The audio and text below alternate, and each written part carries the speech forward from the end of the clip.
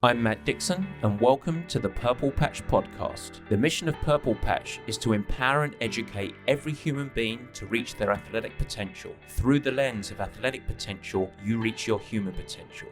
The purpose of this podcast is to help time-starved people everywhere integrate sport into life. As I'm sure you know by now, we've developed a really strong relationship with our partners at Inside Tracker. Now, we're excited for the path ahead, but especially as we welcome a new Purple Patch coach onto the team specializing in women's health and female performance. Now, more of that in today's show. We are going to partner to help you perform better. Whether you're chasing podiums and finish lines or simply kids around the house, we want you to thrive in sport and life. And from the days of the Purple Patch Pro Squad, we believe that world-class performance is built on a platform of health, and Inside Tracker helps this. They do it by assessing your biometrics and then combining their findings with the advice and recommendations from the team of scientists and experts at Inside Tracker. And that's going to help you refine your approach to performance to ensure that you get optimal results. The good news that all of your data and improvements are trackable on Inside Tracker's personal dashboard of health. Now, you don't need to be a Purple Patch athlete to leverage this. All you need to do is head to insidetracker.com/purplepatch, insidetracker.com/purplepatch, and use this sneaky code, purplepatchpro20. That's purplepatchpro20. That gives you 20% off everything at the store. All right, let's talk about performance today and a little bit of enhancement of that performance. We are going to invite Andy Blow from Precision Hydration. It's all about race day fueling and hydration. It's a cracker. I hope you enjoy the show.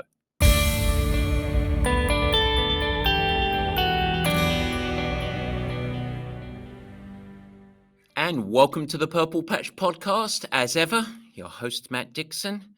And ladies and gentlemen, there is a first time for everything.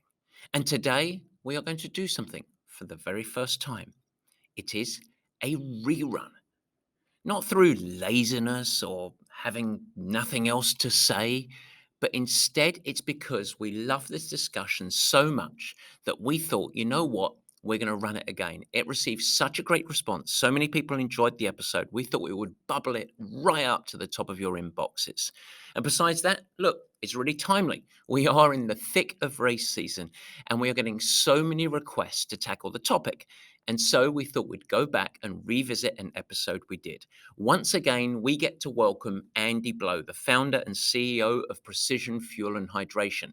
And the topic today, it's very simple. It is your guide to race day fueling and hydration. Now, Andy's biggest piece of advice that you're going to hear today, don't look over the fence. What he means there is there are always good reasons that you shouldn't follow the herd when it comes to your own fueling and hydration strategy. We are here to explain why today, and you're going to receive expert guidance and recommendations around your meal planning leading into a race, some fueling and suggested approaches during each of your disciplines in a triathlon, which of course are easily applicable to any endurance activity, and of course ensuring that you understand your nutrition and hydration ranges and what different conditions could do, things like heat and humidity, to impact those numbers. All of that is in the meat and potatoes. But before we dive in with Andy, we have got one little special word of the week to do. Barry, over to you and the ukulele. We like the way he thinks, serious with a wink. Let's open the book, it's time to take a peek. It's the Dictionary Word of the Week.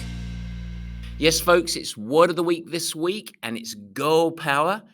And we are excited to welcome a brand new senior coach to the Purple Patch team. In fact, we get to welcome back Nancy Clark. That is really exciting. Full circle stuff going on here. Nancy was a Purple Patch coach for several years, decided to head off, start her own coaching business, something that we were wholly supportive of, really excited, very proud of, in fact. And while away, Nancy decided to double down on her passion for the female athlete, relatively expanding her deep educational platform and specialty coaching around female athletes, particularly around periods, pregnancy, postpartum, performance across both athletics and, of course, life through perimenopause and menopause. And now we get to welcome Nancy back, and we get a great coach back into the Purple Patch team, but also one with super expertise. And this is something that the whole of the Purple Patch team are so excited to team up once again. I believe that there is a huge hole in understanding, support, and coaching to help women thrive, not just in triathlons, but in global performance. And in fact, in all honesty, we felt like this was a hole that was a little bit a part of Purple Patch as well. And we were really on a pursuit to try and fill that, to bring in an expert just like this. Well, we have well and truly brought in the best fit that I can imagine. In fact, Nancy has been working with the team and myself for the last month or so, and now we feel ready to announce. So I want to take this opportunity to welcome Nancy. And I also wanted to highlight for you, the listener, what this might be. Well, we realize that Nancy is going to be a great resource. In fact, we're going to invite Nancy onto this show, and we hope that she can be an ongoing resource for educational content across all of the aspects relating to female athletics and performance. I should note that she's also going to be available for Purple Patch coached athletes on an ongoing basis, things like office hours, written education, etc., all of which will be complimentary as a part of being a Purple Patch coach member. And she's available for consultations as well. If you want to have a single time a la carte session with Nancy, that is terrific. Now, Nancy is going to take on a limited roster of one-to-one athletes and clients. And this is all going to be anchored around driving towards performance and health, of course, in pursuit of reaching your athletic goals, but also to try and magnify your energy, working in body composition, etc. If you would like to be considered, and then we are just starting to accept applications to work with Nancy, all you need to do is email us at info@purplepatchfitness.com, and we'll be delighted to reach out to you and see whether it's a good match and a good fit. I don't think I need to tell you that spots are going to be limited for this, and they're going to be pretty hot commodities, because while we want to support everybody, of course, we also want to ensure that this premium coaching is protected for the pursuit of quality. And we want to ensure that Nancy, of course, isn't overwhelmed.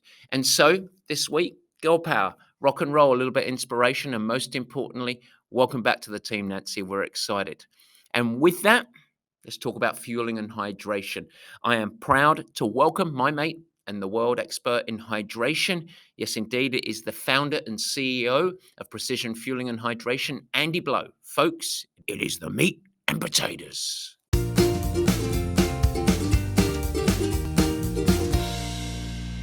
Yes, folks, it is the meat and potatoes, and today we are joined by the man of the Peter Minute, labelled a freaking genius. I just call him Andy. Andy Blow, welcome. Hello, Matt. Good to be back. Good to be back. Our focus today, as we do start to launch into, particularly in North America, I know the European races are a little bit behind, but racing season is coming after a long, long layoff. And I think that all of the coaches, all of the athletes, everyone associated with the sport are incredibly excited to get back to the normal world and real racing. And so we thought we would bring you back on the show, knowing that we've had you on before, but our focus is going to be relatively narrow into the broad subject of fueling and hydration for racing. And so if you're ready to go on this, fasten your seatbelt and we'll rock and roll. Absolutely, mate. Always ready. All right, good. So I want to start generally with you and have a broader lens, just a little bit of almost a refresher course for people that maybe haven't listened to our other episodes and discussions that we had. And then later in the show, I've got some very specific questions around environment and fueling and logistics and some other components all related to racing. But I also, before knowing that we're going to have this discussion, I actually went to the Purple Patch athletes and I asked them, what questions do you have for Andy Blow? And of course, they inundated me with questions. So I'd filtered through and I've chosen some of the best. And so we're going to go through their questions as well. So I think you're going to be on a little bit of the hot seat. But to get us going, can you first, as a little bit of a fresher, always something that I think is important, you break down how you at Precision, and you individually as the leader of Precision, break down the different areas of proper fueling and hydration in racing. How should athletes think about things? Yeah, good question, Matt. We've something that we've been refining for a number of years now. And I remember actually sitting down with you and the Purple Patch coaching crew, what must have been 18 months or so ago now, and having a pretty in-depth discussion about it all, because the world of hydration and nutrition is a little bit confusing to a lot of athletes. It's a bit of a black box, and all the time in our approach, we're always trying to like reduce the complexity of the messaging down to what really matters. And when we look at it on a fundamental level, when you're training and competing in endurance events, racing hard, you need three things. You need to drink fluids, which is usually water based. You potentially need electrolytes with those fluids, depending on the amount of sweating that you're doing and the amount of salt or sodium you're losing. And you need calories, mainly in the form of simple or simply digestible carbohydrates to fuel the activity. So we call it the three levers: fluids, electrolytes, carbs. And then knowing the ballpark figures for your three numbers in that area, how much fluid you'll need per hour, how much sodium you'll need per hour, and how much carbohydrate you need per hour, are the building blocks. They're the kind of the backbone of a successful fueling strategy for endurance. I think that's interesting, because that's different in many ways that I've heard before, where it's like, oh, what is it comprised of? So, where are you sourcing electrolytes, or what type of carbohydrate are you using? Are you using fructose base or maltodextrin or whatever? But you said the three, let's say three levers, or levers, if I'm allowed to be a bit more English, Mhm. of your hydration, or your fluids, your electrolytes, and your calories. And then the next thing you went to there, I just want to sort of ask for a little bit more. That you said it's important that the athlete knows their numbers as the first building block. Can you dive into that a little bit more? Yeah, I think that's because, so in one sense, it harks back to a purely personal range of experiences, like a lot of the hydration stuff that I talk about does. In that, when I moved up from racing short course to Ironman, the big challenge, the big unknown was the sort of nutritional hydration demands.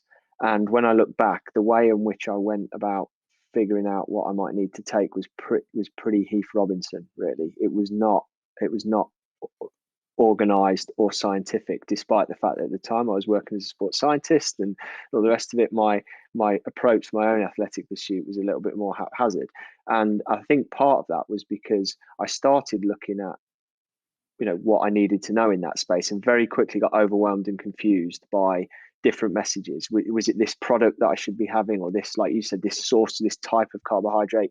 Back then there was a lot of talk about energy gels versus bars and this kind of thing, like they were fundamentally different, and now they do look a lot different. But what I failed to realize at the time was, when you break them down, as you do in the body, they are just carbs, and Mm-hmm. drinks are just liquids, or water plus potentially electrolytes plus potentially carbs. So there's this kind of element of wanting to get down to the basics, because even today we go through these constant hype cycles in everything to do with sport and life in general. But in sport, we go through hype cycles of equipment and training methodologies, and the next best thing is always sort of being sold to us. And it's not necessarily done maliciously, but to give you the best example I can in the sports nutrition market, is probably that the message of saying, well, you need to know how many grams of carbohydrate you need per hour, makes it really hard to differentiate between people. Because if people are just saying little packets of carbohydrate, they're kind of, if you give the message, oh, well, you just need to know how many grams you need per hour, it's difficult to then sell your product over someone else's product, because it's all just little bags of carbohydrates. So what we do is we go and like focus on the marginal gains, if you like, the minutiae of, it's a it's a hydrogel, or it's a super starch, or it's a glucose fructose blend or something, all of which like have merit of some sort, or often they have some kind of, even if it's not proven science, this kind of bio plausibility that it helps in some small way. But that's the cart before the horse. The main thing is getting enough of it down your neck, because we all know, you've been there running ultras and things like that. You get to a point where your body just needs food, calories.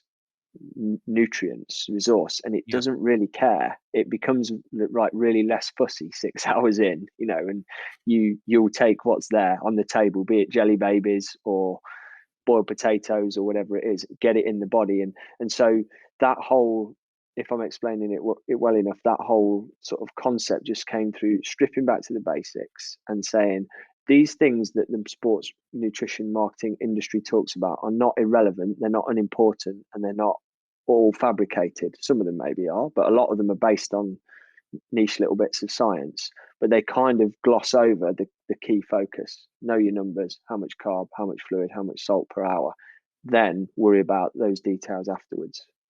It's exactly the same as my central part of my world training methodology. And my analogy would be the draw of athletes and coaches to the data, and forgetting the most important thing is to execute with intent, is to create a training program that can be applied consistently, that you can show up and work hard when it counts, and make sure you go easy so that you can show up when it work and counts. Some really basic fundamentals. And when you get that right, and then you can start to really hyperanalyze and bring in. But of course, people are so eager to bring in analytics of sleep tracking or anything else. It's like nail and become a master of the basics first. Know that and be empowered by that, and then build off of that. And then maybe you can look at the super duper gels or the wazzle bazzle gels or whatever it might be. So that makes perfect sense to me. Are there any really critical, quick snapshot considerations in each of these areas that each athlete should think about in racing? Yeah, I would say from a nutrition or calorific carbohydrate intake point of view, it's potentially easier to figure out, and it's more standard as to what works between people. There is inter-individual variation, but it's constrained. So there's some good literature out there, there's some good practical experience out there about the fact that for shorter events, say like 1 to 2 hours, you're probably going to be okay with circa 30 grams of carbohydrate an hour. When you get up to 2, 3, 4 hours, it might be more like 60 grams. And when you go in really long, it might be 90 or arguably 90 plus grams per hour. But they're kind of decent markers in the sand, which to then go and perform your own experimentation around. There's outliers. The standard deviation from the mean there exists, but it's not ridiculous. Mm-hmm. With hydration and electrolytes, the playing field is much broader, and it's much more influenced by environment, genetics, your physiology, those kind of things. So the least sweaty person can drink a lot less and take a lot less electrolytes than the sweatiest person, especially when you get to long hot events. So that requires a bit more nuance. It requires things like potentially at the sharper end, the kind of the looking under the small rocks, like doing the sweat tests that we offer and doing the kind of the homework on that stuff. So I think being aware that those three numbers are all individual, but the hydration numbers are probably a little bit more individual than the nutrition ones, if that makes sense. Yeah, and through our own experience, through my own experience, having several of my coaches a year or so ago tested through the sweat testing, and our deviation between each other was huge on the Yeah, on the day. I remember Coach Mike, who has been a guest of this show around the strength, was an incredibly salty sweater up towards 2,000 milligrams an hour. I think one of the that's higher right. Yeah, guys you tested, and I was down at 650 or 700, somewhere in the medium range sort of thing. Nothing that was particularly high. So pretty interesting. So I some want to. people would call it. Some people would just call it tight-fisted, Matt, with your salt. Well, Changes. I am a little tight-fisted. It extends to other areas of life. I can promise you that. So I want to go through a quick checklist, because people are saying, okay, I get the concepts, but I've got a race in 2 weeks, 4 weeks, 8 weeks. And so I want to do a quick fire round for people, and then we're going to get into some logistical questions, because a lot of people say, how do I approach X, Y, et cetera, et cetera. So let's go quick and dirty. This is more like mastermind most of you guys listening will not know what I'm talking about with that. Andy will. It's a very famous British TV show in which they get very quick hit answers to. So, under a minute answer per question here, okay? We're going to dive in. Number one, meal planning in the final 48 hours before a race. Final 48 hours, right. I would say tried and tested is good. Stuff that you've done before. Relatively low fiber, because you don't want extra fiber in your system. You're going to be nervous enough and visiting the porta potties enough without that, and it will weigh you down. Higher carbohydrate, but don't go crazy. It's always a danger, as you well know, saying to athletes, take more of this. It's just like an extra portion or so of carbs than you'd normally have, I would say. And I would say for me, it's always been like simple and bland. The one time I didn't do that was when I had a hot Thai green curry on the beach before the night before the Phuket International Triathlon, and lived to regret that decision the next day. Good. So, okay, simple and bland, like your musical taste. Perfect. So, what to do the night before a race? I guess extension of that same thing, basically. Yeah.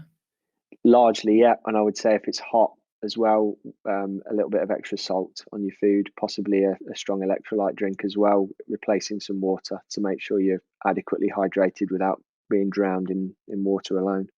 Yep. That's I've actually do that before training. That's a good thing to practice in training before a big Saturday ride or something as well, isn't Yeah, it? Having definitely. a bit of hydration. Okay, we're on to race morning, breakfast and hydration race morning.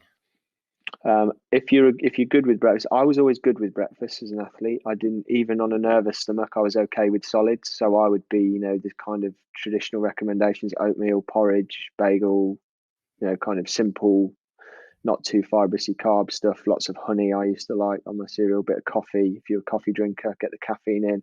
A very strong electrolyte drink, again, get your blood volume up. Don't just keep sipping on water needlessly. And yeah, it sounds boring, but it is the tried and tested mantra. If you've got a nervous stomach, then kind of liquid calories potentially. And because especially for long races, even though it can be hard for some athletes to get calories in, we know that in general there's a very strong correlation between finishing well in the later stage of an event and the amount of calories you get in during the breakfast. So try and focus on that. Perfect. What about right before the swim, pre-swim? Do you encourage athletes to take any calories then? Any hydration then? Definitely for those who are more nervous eaters who haven't got as much breakfast in, for sure. I think 15 minutes out is a great time to slam a gel or a small energy bar or something, which is because the theory there, which is not massively well borne out by research as far as I can tell, but is quite anecdotally supported, is that it takes 15-20 minutes for that sugar to be digested and hit your bloodstream, by which time you've started, your adrenaline's up, your glucose is being robbed from your blood anyway to sort of power muscular contraction, etc. So it sort of spares a bit of that. I've always done it and found that it's not been detrimental. I can't comment categorically say it's been really positive, but I know a lot of athletes do it. If on the other hand you feel a bit sicky doing it, or you think it'll upset you, or you haven't tried it before a hard training session, I wouldn't try it for the first time on race day. So it's not something to worry about if you don't feel like it's for you, but there's not a huge downside, and there may be an upside if you can do it. If you can do it, exactly. I think there's a theme running here, which is get the borders and the framework, but also work out what's individually works for you, and don't look over the fence and think that the grass is greener on your competitor's I side. think that's a really important point to hammer home as well, Matt, because the one thing you don't want, like anything around food, you don't want people to get like food anxiety or nutrition anxiety about the fact that the research or the recommendation says I should do X, Y, and Z, but for whatever reason it doesn't agree with you. There's always good reasons why you shouldn't follow the herd, and so they need to be measured decisions, and it's worth experimenting with some of these things. But if they end up not really working for you, like if you're not a big breakfast eater, and what I've just said about the amount of calories you have for breakfast affects how you finish later on, well, I'm sure we can all pull examples of people who don't eat breakfast properly before an Ironman and go on and smash it. So it's not hard and fast. It's just that we're sort of trying to point out the trends. Perfect. Well, this is very much a trend, the next one, and I'll preface this by say it was always never for me, but any calories or should you do anything post swim? So into that T1. Almost certainly no. The only thing I would have routinely done is have a little bottle of water at or near the bike. If it's a sea swim, if it's a long sea swim, because sometimes you do just want to like rinse out, throw it over your eyes and your head as well, and your mouth, and just rinse out and not waste a bottle that you could be carrying on your bike. But Mhm. other than that, yeah, your body is like under so much stress going from horizontal to vertical navigating the bike. It's a nervous time of any race, that is usually, and you don't want to be cluttering it up with trying to eat. Yeah, highest heart rate of the race sometimes can be T1, where you're going up Yeah, through there. And then I would add on the sea swim, just a little couple of sips of water because of any salt water that you've ingested yeah, there, trying to make sure that you're diluting that if you are in the sea. Yeah. Um, okay, quick rules. I'm going to dive into this more. It's yeah, a huge subject, so I can't do this. The bike. It's yeah. almost an unfair question for you. If we're talking, so if we break it down real simple and we're saying like Olympic distance or short distance stuff and below, that's relatively simple because for me, that's about not a lot of fluid is needed, but shouldn't be. You shouldn't neglect fluid if you feel thirsty. It's good to have a bottle of something on the bike, be that a calorific drink if you want to get your energy from it, or whether it's an electrolyte drink if you want it. But drinking is much more about drinking to thirst, unless you're like furiously in the biggest sweater in Miami in the summer. You know, it's not going to Mhm. be a big problem for your dehydration. So drink if you feel like you need it, and what based on what your experience says. I would always recommend. I didn't used to do this until late. I got later into my racing. I definitely used to race whole Olympic distance races nil by mouth, which I look back on and think was probably folly. You can just about do it, but I think banging a gel or two on the bike for most people is not a bad idea because that extra carbohydrate has been proven to enhance performance for most people of that duration. So 30, 60 grams of carbs on the bike, great shout, especially with 10 minutes to go before you get into T2. For a half and full Ironman, of course, it all changes because the bike becomes the time when you're going to try and set up a good run.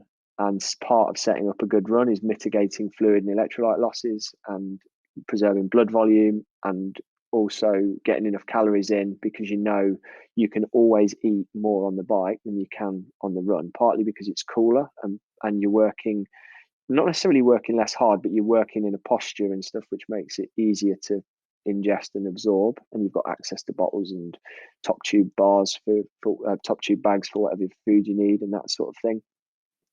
So that's where the plan is. You're eating as much for the run as for the bike. So you're probably going to, inverted commas, overeat on the bike because Mhm. when you get off the bike, you don't want to be running on empty. You've got a long way to go still. So trying to mitigate those losses, minimize them. And, you know, I would say for most athletes, if we're talking numbers there, carbohydrates, 60 plus grams per hour in a half Ironman on the bike, possibly bigger people pushing big watts and all the rest of it if they can, going up to 90 or beyond. Um, Fluids all over the map. Some Yep. in a really cold race with a low sweat rate, you might drink 500, 600 mils. You might drink, 3, 4 liters in a hot, humid race. So that's purely on sweat rate and requirement, and the same with electrolytes. Some people are going to nibble by with a couple of 100 milligrams of sodium an hour on the bike. Some people are going to need. I was a 1500 milligram an hour guy, in hot conditions. So that's a kind of the bandwidth there. And an Ironman is like a a bigger version of all of that. Really, you don't, not that the numbers get appreciably bigger, but obviously it's double the distance. So over the accumulated time, you're going to take more in. Mhm. But we definitely have an ongoing conversation with a lot of athletes about the fact that you can't expect to get off the bike in a long course triathlon and and be playing catch up on your fueling and hydrating on the run. It's probably a bit downhill from there. It's a great point. And I think that's I'm just going to shine the spotlight on that what you said at the start of that piece, which is much of I'll regurgitate it my way. Much of what you're doing on the bike isn't just to fuel the bike, but it's to set up the run. And I think Yeah, that's a shift of perspective for many people. Because it really is. It's in many times the difference between a run to your trained potential and a run that's a little bit of a disaster.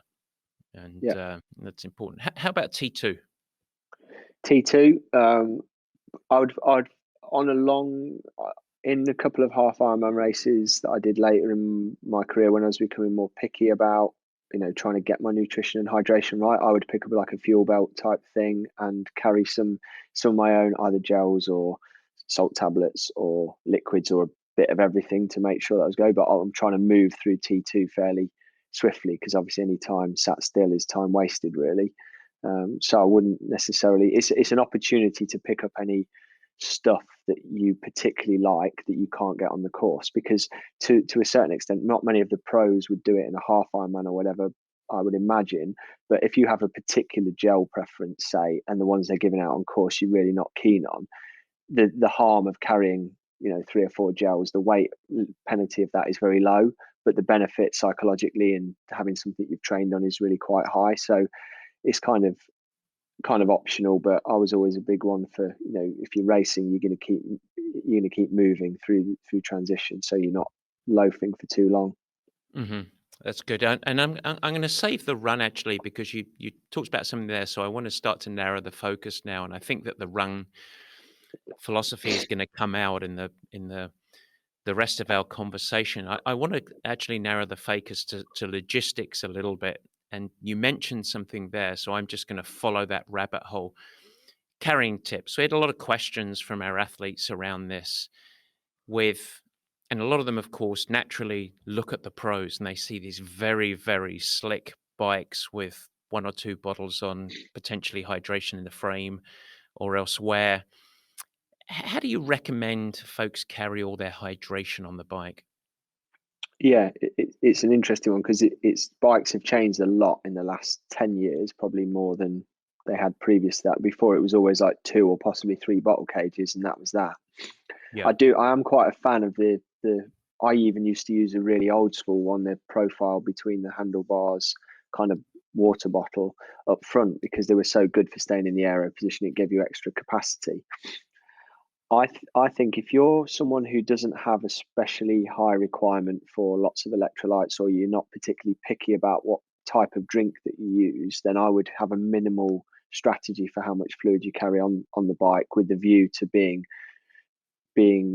focused on picking up what you need, water or whatever drink it is from the aid stations, because extra fluid carried is relatively heavy. It doesn't matter so much on a flat course, but on a hilly course, you pay the cost of it. If you are though someone who has a particularly high sodium requirement or has a particular drink you want to use, there is no harm in like having obviously in a bottle up front, one on the frame, one behind the seat, if that's a kind of regular setup. And then you can start with a really heavy tanks of the good stuff that you want, and then you're going to get relatively deep into the race then before you've got to start meddling with aid stations and rolling the dice of catching the bottle that you want. Mm-hmm. The other, I suppose the other thing to say is that often leads into this question is like, what about super concentrated bottles of stuff that can last you all the way around so that you can top them up with water or chase them down with water and stuff? I used to be vehemently against that approach because I saw all of the downsides and probably wasn't very open to the upsides of it. The upside being that you can make a really concentrated bottle of something which then all you have to pick up is water. So it makes your mission very simple. The downside is if you lose that bottle, it's a disaster or a potential disaster. And also if you drink it and you're not very good at titrating it with the right amount of water as you go around, you can make yourself pretty sick. Yeah. So having worked with a number of pro athletes who are super diligent about this and this is their preferred approach, it kind of changed my mindset to say, well, why don't I work with these people to do it the way they want to do it, as opposed to just keep telling them to do it my way. And so I've kind of met in the middle with some people. But the one cast iron rule I would have is you never ever do that for the first time on race day, which is ironically how most people do it. You need to train routinely with that strategy, and you need to rehearse how much you're using. You need to get your numbers straight, because what you're doing there is you're doing a bit of home chemistry or biochemistry on the go, And so that's for experts and people who've had practice. That's not for novices. And also people that know how to ride their bikes can Exactly. sit Yeah. there for extended time, Yeah. one-handed, supple, if they're, without any problem. And I guess in a really practical world, the most simple and probably effective way would be to be consuming your fluids through the bottle or the torpedo type thing up the front between the Yeah. aero bars, and then on the frame carrying the concentrate. So you can dump it in, grab a water bottle, dilute it. But obviously, Yeah. you better be good at practicing that and getting it Yeah. down And stock so it's habitual.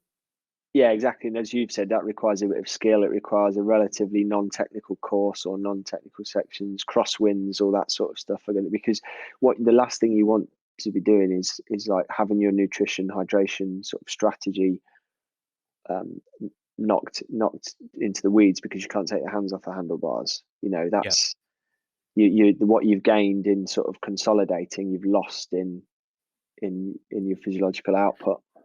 There's no better example of that than making the turn at Harvey and the Hawaii Ironman and coming down a 19-mile a descent that has plenty of uphill, but a sort of 19-mile descent with, if it's a windy day, you see people that can go an hour without taking their hands off their handlebars because Yeah. they're terrified. What about on the run? Athletes, this is actually a question that came from one of our athletes. I want to use precision hydration on the run. How do I carry it? How should I go about that? I think mostly the option that we favour there is using the sort of capsules, like we call them sweat salt capsules. They have 250 milligrams of sodium, and that's where they're light. They come the ones we do at the moment come in a blister pack, so you can just take a strip. And I'm a big fan on the run of those shorts with the sort of mesh pockets on the outside of the leg. I think that's a really fantastically efficient way to carry stuff because it's Mm-hmm. easily accessible but doesn't bounce around and doesn't annoy you when you're running, and you can just slip some of those into your pocket, and then you're obviously picking up water or whatever drink you're having from the aid stations and washing capsules down. And that's where it's kind of just a matter of knowing your numbers, because if you're a 500 milligrams an hour person, it's 2 capsules an hour, and as long as you chase each one of those down with a bit of liquid, I would say that. And that goes for long course triathlon, but also for ultra running and marathon running and stuff as well, because when you get to the run, carrying fluids it's more of a penalty unless the bike course is exceptionally hilly. It's every kilo that you or half kilo you carry extra on the run does carry a bit of a penalty with it. So you're better off carrying some tablets and washing them down rather than, I would say, leaving T2 with 2 massive water bottles. Yep. Okay. Super. Here was a question actually from Sarah around this, one of our athletes. Sarah, thank you for this. So I'm just going to read her question. I wanted to give this. How do I carry everything during a run when you use your own nutrition and hydration? I'm trying for a Boston qualifier, which is 3:45 for her. I need to be quick and light. There's no time for stopping. So I think there's a philosophical approach to that as well of the sort of ultimate solution. But give me your lens on that. I think I would be one of those kind of people who would probably want to carry. If I was doing a marathon, I reckon I would want to carry the bits that I think I would need on the way around as well, because I can see lots of problems with trying to get access to the right stuff on the course. So I understand Sarah's sentiment with that. And for me, that would be probably choosing.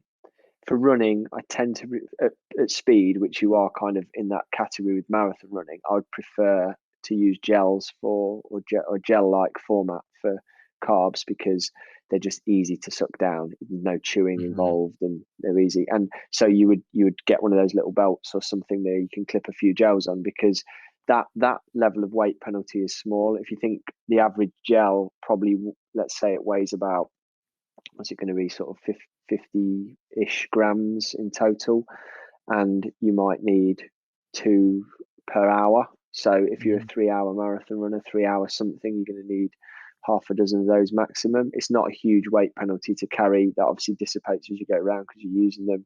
Just a simple little belt for them to go on is good. I would, where I would draw the line though is carrying liquids around with me, carrying drinks, because that's just cumbersome and it's heavy, and you can get water on the way around the course. And as far as I'm aware, like the H2O served in Boston is of comparable nature to the H2O in London and, you know, Amsterdam and wherever else you're marathoning. So you can kind of make do with that. Plus, if you need electrolytes, you take some little capsules. So our recommendation has always been, you know, if you want to carry your calories because you're not an elite runner who can get past their own bottles, then do that. But water you can pick up, salt you can carry as well. Yeah, water is almost universal. The only quick story, someone listening will share my pain on this, the Las Vegas Marathon many years ago, where they fed us water from the fire hydrants and everybody was throwing up their way around this course. It was not a very pleasant marathon experience. So here's, I'm going to shift gears now. So a little bit of logistics there. Let's go to some fueling specifics. This is a biggie. This is important stuff. And I want to address some of the research lately. There's been a lot of research coming out around, quite frankly, what I saw as massive absorption rates for endurance athletes. Some studies with 100 grams an hour in cycling at relatively high intensity, up to 120 grams per hour for some ultra athletes. So I'd firstly love to hear your thoughts on the research and any insights that you have for us there. And then how should our folks, our racers, think about this in terms of carbs per hour? You mentioned it a little bit earlier, but I was going to talk about it in an Ironman, a faster athlete, 10 hours less, and maybe a 12 to 17 hour type athlete. Yeah. So with the carbs per hour thing, it's the advice on that has been evolving for quite a long time now. It used to be thought that sort of 60-ish grams an hour was the limit of absorption of calories of carbohydrate through the gut of the average athlete. And I think I'm right in saying that was based on early studies of looking at glucose uptake rates in the gut, whereby, you know, glucose is shuttled across the gut wall into the bloodstream by I think it's I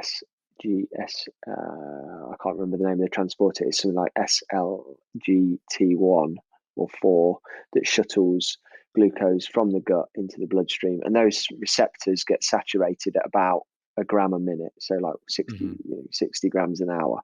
So, and that was kind of, I guess, plausibly compatible with what people were observing athletes would eat per hour. So this sort of like 60 grams ceiling was accepted. Then in the early 2000s, there was work done with by a lot of it was Asker Ukendrup, who was I don't know where he was working at the time, but Asker's worked with a lot of pro cycling teams, a lot of Ironman athletes and stuff, and he's a big, well published and well respected researcher in carbohydrate metabolism. And he looked at glucose fructose mix. So when you mix glucose and fructose is absorbed via a different transporter in the gut. So they sort of thought, well, this is like having a supermarket checkout queue, and when one queue is full and the glucose queue is full, we'll open a second one for fructose, and more molecules can get through at the same time. That was borne out, although the fructose appeared to be slower. So it's like 30 grams an hour. So that add them together, you get 90 grams an hour. So in lab studies, that's been reasonably well, if you can call it proven. It's sort of been validated to a large extent that this is a thing. And so lots of athletes looked at that. But alongside, in parallel with all of that, as there always is with elite athletes, like elite athletes don't often read these papers and things, and they just kind of crack on and do what works. And there's been a lot of anecdotal reports, especially in pro cycling, a lot in ultra marathon running, as you've mentioned, of people smashing way more than 90 grams of carbohydrate per hour and winning races and doing great stuff. And what some of those papers have proposed recently is this kind of 90 gram ceiling is not a concrete ceiling at all. It's sort of it does represent, I think, based on personal experience and experience with athletes, it's a high limit or a high amount, not a limit, but it's a high amount for a lot of people. But there are more than a few people who can do substantially more than that. So basically, what it comes down to, I think, is training the gut, and also having some kind of either genetic or trained predisposition to being able to absorb more carbs. So the study that you mentioned, I think it was by a Spanish researcher, looking at ultramarathon runners, they ate 4 gels an hour of 30 grams each during an event, and they had their performance levels measured, and they were actually looking at markers of muscle damage was their primary focus, I think, and they were looking at how much muscle damage occurred, and it was less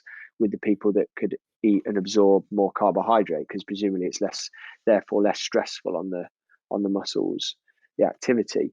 But they basically proved that this is not just one or two freaks. There's a good proportion of people who can potentially do this, but it wasn't everyone. So there were people in the study who suffered at that level, who were getting GI upset. And so I think the feeling is currently that 90 grams was perceived as a hard limit. It's no longer seen as a hard limit, but that doesn't mean that everyone's limit's suddenly gone up to 120. I think what we're showing is that, like with a lot of things with elite athletes are better at doing lots of little things that contribute to their performance than the rest of us. And they also train really hard and eat lots of carbohydrate often.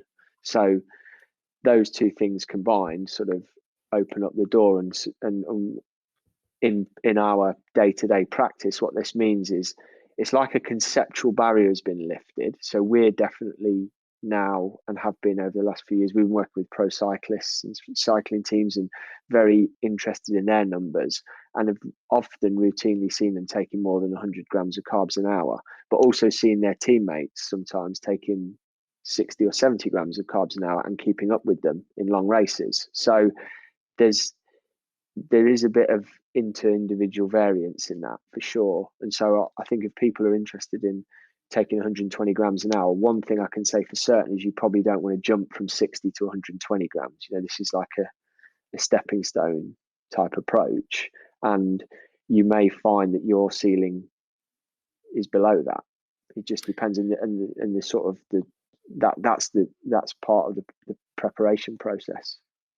Yeah, and you have one other factor that people should consider, which is testing it in training, but also realizing there's the additional stress of what racing brings. 100%. Logistics, travel, everything new, obviously race day, and that's going to slow down or lower your absorption a little bit.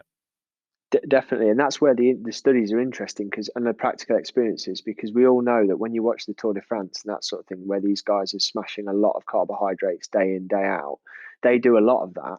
They'll do that when they're sat in the bunch, sat up having a chat and that kind of thing, where they're physically and mentally relaxed and able to do so. The really interesting thing about that ultramarathon running study is that if you'd asked me to place a bet, would it be like proven in cyclists or runners that you could take that amount of carbs? I wouldn't have said runners, because running is so hard to take in more stuff. But and as you've alluded to, the stress of racing, the psychological stress of racing, especially for those of us who are amateurs and race less frequently and kind of sometimes probably get more wound up than a lot of the pros do about races. That's an additional factor that, and you and I have talked about this before, and with the Purple Patch Reset event last year, we talked about it endlessly, about this kind of the idea of the flexible plan. So, you go into an event with a hydration plan, for example, that's based on science and practical experience and all the rest of it, but with half a mind on the fact that on the day it could all change. And I think that's the case with nutrition. You've got to go into a race with a bit of a plan, but at the same time, if you're, you might remember a fantastic guy called Julian Jenkinson, who was a fellow Brit, sadly passed away quite a few years ago, out riding his bike. And he was a friend of mine and someone I used to train with a bit on the bike. And I used to pick his brains a lot, because Jules was the UK Ironman record holder. And I would say to him, how do you know when you've had enough fuel on the thing? And he always used to say to me, I know I've had enough fuel when I'm burping up a little bit of sick and it's a bit sugary, and then he'd stop, and then he'd say, and then he'd stop eating for a bit, and then he'd start eating again, and that was kind of his. But the guy went 8:11 for an Ironman 20 years ago, and I think that sort of having an idea but testing it and adjusting it on the go is so key. bit of pragmatism and management, plan to plan, and then apply the plan, and it's the Yeah, application. Life is not a spreadsheet. So with that in mind, it's a huge one for me. I've got a couple more questions I want to talk about. This next question, and then I want to talk a couple of questions around environment, and then I think that we're going to be running out of time. So the bottle collision. This is a hugely important one. I had several athletes ask me this, so I have to bring it to you. So I will read this from Andy. From Alex was the question. What are Andy's thoughts on combining all of your calories, electrolytes, and your hydration? So there's your three levers into a single bottle. Go for it. well, in some ways, it's obviously, as some athletes would say, it is like the holy grail, isn't it? It's just, I'm going to mix this little bottle up, and this has got everything in it. It's the life is a spreadsheet thing. It's got every nutrient in it that I need to see me through this 10-hour day, and off we go. And there's an appealing simplicity in it. Very occasionally, it can work as well, because sometimes you get, your magic mixture is like spot on. But the reason it often doesn't work is because, well, of all those things we just talked about, the plan has to change. And with one bottle with everything in it, the plan can't change. Because if you're thirsty and you're exceptionally thirsty that day and you drink 1.5 times as much, you're getting 1.5 times as many electrolytes and you're getting 1.5 times as many calories, whether your gut's ready for it or not. And I saw this breakdown, not in a actually in a sport that we've talked about before, but the Devizes to Westminster canoe race. A couple of guys, two ex-world champions, Ben Brown, who actually happens to be my cousin, and Ivan Lawler, who's a very famous British paddler who went to many Olympic Games, loads of world championships. They went for the record in the DW, and they decided that to save time, it's a 125-mile canoe race. They decided to save time, they would have all of their stuff in one bottle, and just get it topped up all the time. It was like sludge, and like 7 or 8 hours in, they were out because there was so much diarrhea in the boat they couldn't carry on. There you So go. that's that tells you what you need to know about my thoughts on that approach.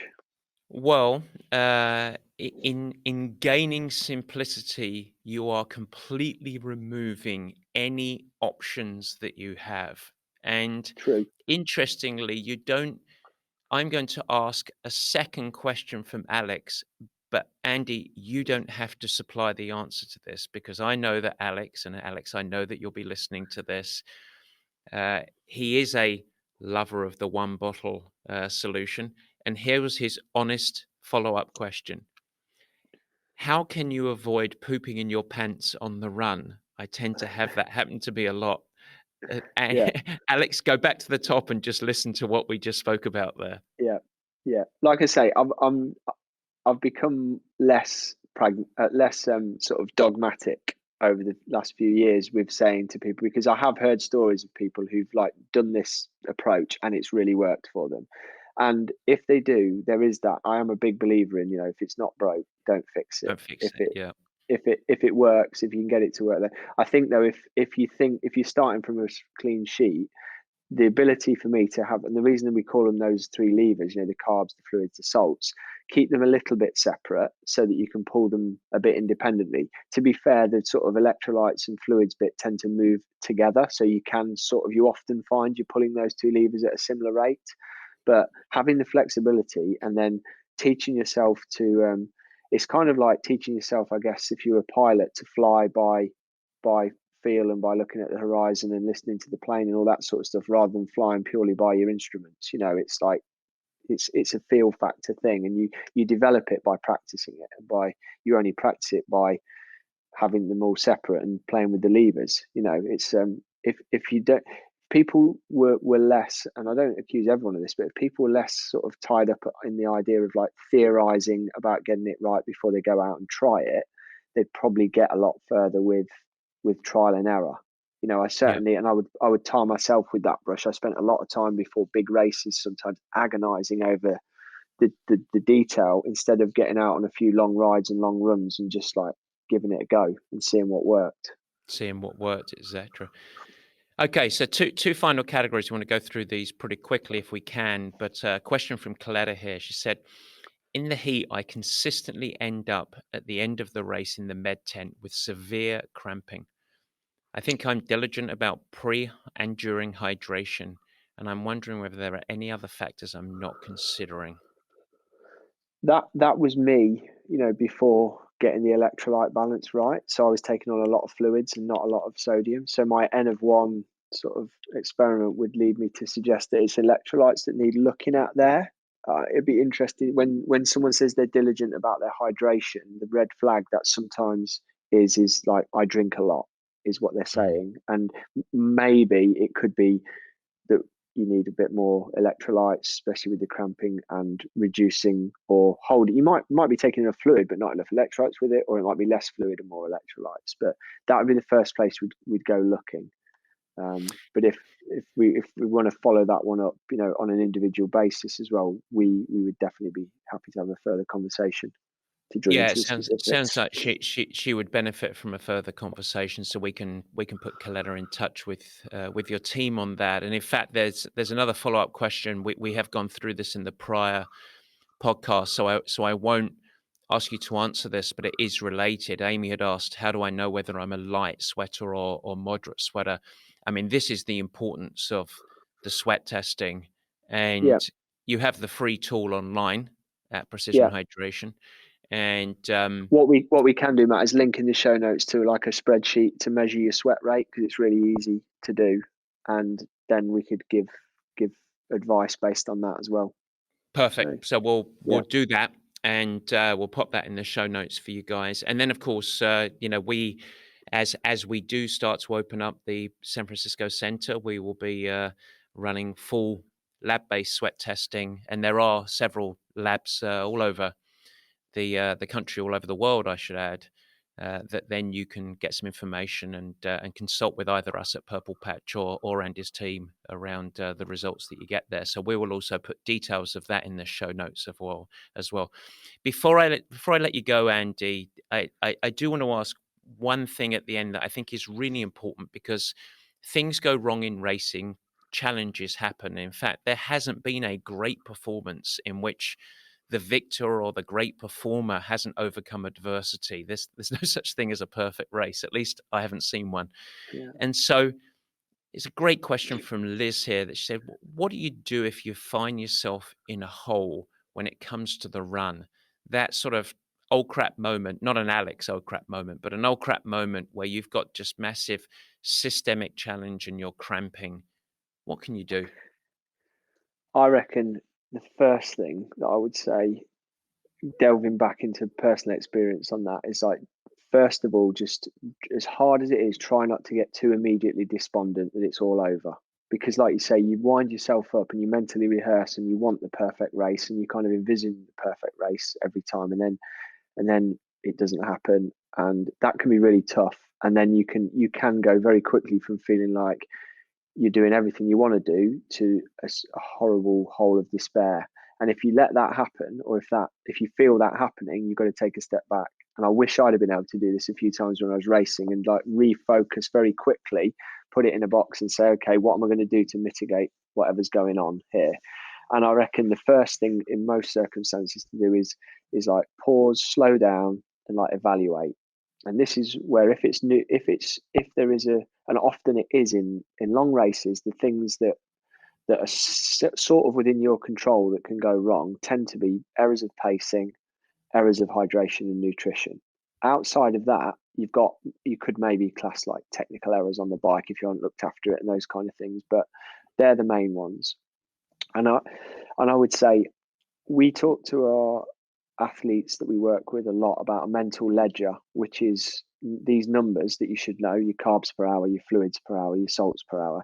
You need to be keeping a mental ledger throughout the race of what you've taken in the last 60 to 90 minutes, because when things start to go wrong, you then have a bit of an idea where to go looking. Because if your plan suggested 60 grams of carbs an hour, but you've only been taking 25, then there's a very good chance that what you're experiencing, if your symptoms tie in with it, is a dip in blood sugar and a dip in sort of energy levels. So the recovery then is slowing down, absorbing as much carbohydrate as you can as quickly as you can to try to rescue it and bring it back. And in that instance, you can often bring it back quite fundamentally. Oftentimes, though, it's not that simple. It's not quite as obvious. But what you need to do is slow down, calm down, triage the situation, and then start pulling the levers or just adapting the pacing or whatever it is, with whilst retaining a level of confidence that things can come back. Because especially in things like ultra running and Ironman, there are, as you said, there are some phenomenal stories of people coming back from death's door and going on to do really, really well. And the perfect race doesn't mean it shouldn't get in the way of a good race, you know. Yeah. And I think that's yeah. If I could go back and tell my old self all of those things, I'd have benefited. Well, for sure. And that's, I mean, I think that I'm going to just repeat that, don't let a perfect race get in the way of a good race. And as I sort of thought of there, one of the things that we always talk about is when you start a race, the mission is always the same, which is to get from the start line to the finish line as fast as you possibly can. And even when things are turning to custard, sometimes it's your stomach the mission hasn't changed. And so you have to stay focused on that mission. And it's very, very easy to let the brain pull you down into that direction. So we have, as you might imagine, a whole host of other questions. I'm sorry for you guys that I didn't get to your questions. I will be following up with Andy. I might be able to get a few more areas for the Purple Patch athletes to answer some of the personal questions, and we'll post those to you guys. And over the course of the coming month or two, I'm sure that I can persuade Andy to come back onto the show, but also come to the Purple Patch team for the Performance Academy folks and the Purple Patch athletes, and maybe do a live session with the group. Nothing like inviting and asking in front of several thousand listeners so that he doesn't have an option to say no. But Andy, it's I think we're all looking forward to racing again. I really appreciate you taking time as ever, and it's wonderful. As we mentioned, we've got some things in the show notes. We also have, I think, some special goodies for people in the show notes around the options at precisionhydration.com, and to go from there. So I really appreciate you coming on the show as ever. Yeah, lovely to chat, Matt, and I can't wait to come out and see all you Purple Patch people when they let us get back on aeroplanes. We will we'll lay down the red carpet for you, Captain. Stay safe over there. Cheers, mate. Thanks, mate. Bye-bye. Guys, thanks so much for joining, and thank you for listening. I hope that you enjoyed the new format. You can never miss an episode by simply subscribing. Head to the Purple Patch channel of YouTube, and you will find it there, and you could subscribe. Of course, I'd like to ask you, if you will subscribe, also share it with your friends, and it's really helpful if you leave a nice positive review in the comments. Now, any questions that you have, let me know. Feel free to add a comment, and I will try my best to respond and support you on your performance journey. And in fact, as we commence this video podcast experience, if you have any feedback at all, as mentioned earlier in the show, we would love your help in helping us to improve. Simply email us at info@purplepatchfitness.com or leave it in the comments of the show at the Purple Patch page, and we will get you dialed in. We'd love constructive feedback. We are in a growth mindset, as we like to call it. And so feel free to share with your friends. But as I said, let's build this together. Let's make it something special. It's really fun. We're really trying hard to make it a special experience, and we want to welcome you into the Purple Patch community. With that, I hope you have a great week. Stay healthy, have fun, keep smiling, doing whatever you do. Take care.